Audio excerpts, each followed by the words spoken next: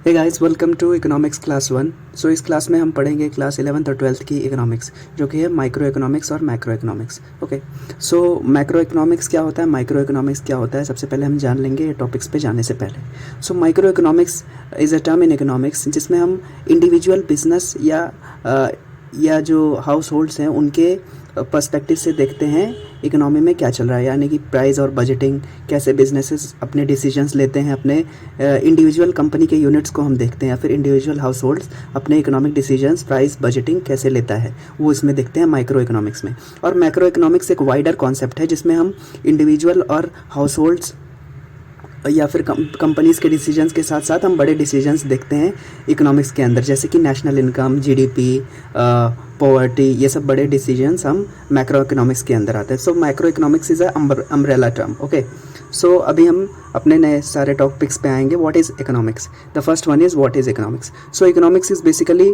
Allocation of limited resources for the unlimited demands of the people. So जैसे कि हमें पता है कि डिमांड्स हमेशा अनलिमिटेड होती हैं, लेकिन हमारे पास रिसोर्सेज लिमिटेड होते हैं। ओके, सो रिसोर्सेज लिमिटेड है हमारे पास, डिमांड्स अनलिमिटेड हैं, तो उसके अंदर जैसे हम चॉइस करेंगे वो हमारा इंटेलिजेंस पे डिपेंड करेगा। That is what economics is all about. So economics is basically the study of how people make choices. Okay, so for example if you want to buy a thing, you have to choose between things, because आपके पास जो पैसे available हैं, जो आपके पास budget है, वो कि आपके पास अनलिमिटेड नहीं है। Okay, so that's how we decide what is economics. Okay, the second one is opportunity cost. मान लेते हैं आपने कोई एक चीज़ चूज़ किया और दूसरे को नहीं चूज़ किया, so the decision to choose a thing over other thing, that is called the opportunity cost of that decision.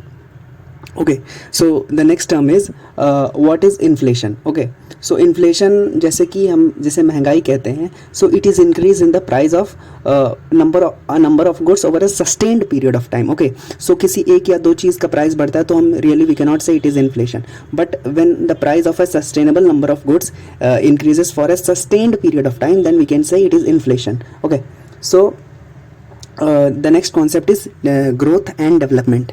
उसके अंदर पढ़ेंगे दूसरा कॉन्सेप्ट है जो कि ग्रोथ एंड डेवलपमेंट। सो इसमें एक माइन्यूट सा डिफरेंस है। जब हम इकोनॉमिक ग्रोथ की बात करेंगे तो और ग्रोथ और डेवलपमेंट दोनों एक पॉजिटिव टर्म्स हैं, सबसे पहली बात। सो जिसमें हम ग्रोथ में हम बात करते हैं real output of the country in a particular span of time, हम आउटपुट देखते हैं जैसे कि प्रोडक्शन कितना हो रहा है। लेकिन जब हम इकोनॉमिक डेवलपमेंट की बात करेंगे तो एक वाइडर कॉन्सेप्ट है, इसमें हम बात करेंगे advancement in technology, advancement in the living standards of the people. It also, और ग्रोथ में क्या होता है, ये शॉर्ट टर्म कॉन्सेप्ट है, डेवलपमेंट एक लॉन्ग टर्म कॉन्सेप्ट है। ओके, और ग्रोथ में हम जैसे कि देखते हैं कि इंडिविजुअल इकोनॉमी कैसे परफॉर्म कर रही है, किस तरह से चीज़ें प्रोड्यूस हो रही हैं, उसके ऊपर हम देखते हैं। Okay, it is basically the increase in the per capita income of the people. But जो कि इकोनॉमिक डेवलपमेंट होती है उसमें हम देखते हैं कि किस तरह से रिसोर्सेज डिस्ट्रीब्यूट हो रही हैं, इकोनॉमी में क्या पॉवर्टी है, क्या ह्यूमन कैपिटल डेवलपमेंट हो रहा है कि नहीं, जैसे कि लिटरेसी रेट क्या है, इन्फेंट मोर्टेलिटी रेट क्या है, ये सब हम देखते हैं इकोनॉमिक डेवलपमेंट के अंदर। Okay, so coming up next to monetary policy. So monetary policy क्या होती है? So it basically deals with the price stability in an economy, that is what monetary policy is all about. So monetary policy depend करेगी किसी भी country के central bank पे। तो हमारे देश में जो सेंट्रल बैंक है वो आरबीआई है, that is reserve bank of India. So monetary policy में होता क्या है, इसमें दो चीज़ें होती हैं। प्राइस स्टेबिलिटी को किया जाता है सेंट्रल बैंक के द्वारा, प्राइजेस को स्टेबलाइज किया जाता है, और मनी सप्लाई को इकोनॉमी के अंदर कंट्रोल किया जाता है। ओके, सो मान लेते हैं अगर इकोनॉमी के अंदर मनी सप्लाई बहुत ज़्यादा बढ़ जाएगी तो लोग क्या करेंगे, बहुत ज़्यादा चीज़ें डिमांड करने लगेंगे, क्योंकि उनके पास पैसे बहुत ज़्यादा हैं। सो पैसे बहुत ज़्यादा हैं, डिमांड करेंगे, तो सेंट्रल गवर्नमेंट क्या करता है, सेंट्रल बैंक क्या करता है कि जो बैंक्स को वो लोन देता है कुछ इंटरेस्ट लेकर के, वो आरबीआई क्या करेगा, इंटरेस्ट रेट बढ़ा देगा ताकि बैंक्स कम लोन लें आरबीआई से, ताकि फर्दर जो बैंक्स जो लोगों को लोन देती हैं कम लोन देंगी। इससे क्या होगा, इकोनॉमी के अंदर मनी सप्लाई घटेगा। मनी सप्लाई जब घटेगा तो चीज़ों की डिमांड घटेगी। सो इस तरीके से इकोनॉमी के अंदर मनी सप्लाई को और इन्फ्लेशन को कंट्रोल किया जाता है आरबीआई के द्वारा। Okay, so coming up next topic is what is the role of a central bank. So central bank की जब हम बात करते हैं तो सेंट्रल बैंक नेक्स्ट हम जानेंगे कि what is the role of central bank of a country. So central bank के बहुत सारे रोल हैं, उसमें से पहला एक है कि it acts as a lender of the last resort. मतलब जब कोई बैंक्स अपने फाइनेंशियल स्टेबिलिटी खो देते हैं तो वो आरबीआई के पास आते हैं हेल्प के लिए। सो एक ये काम है। सो आरबीआई का एक दूसरा काम है या फिर सेंट्रल बैंक का कि it acts as a it manages the foreign reserves of a country. Okay, foreign reserves को कंट्रोल करता है।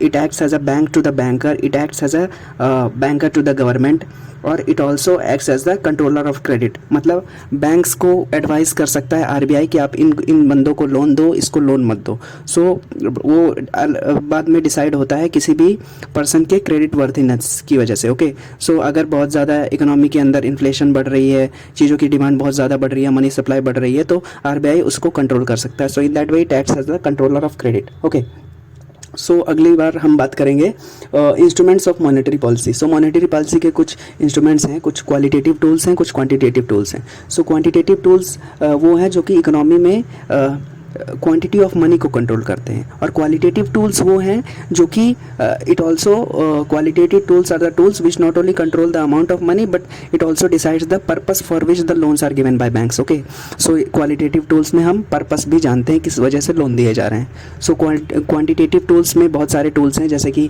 पहला है bank rate, repo rate, reverse repo rate, cash reserve ratio, statutory liquidity ratio, open market operation. ये सब चीज़ें हम अगले क्लास में पढ़ेंगे।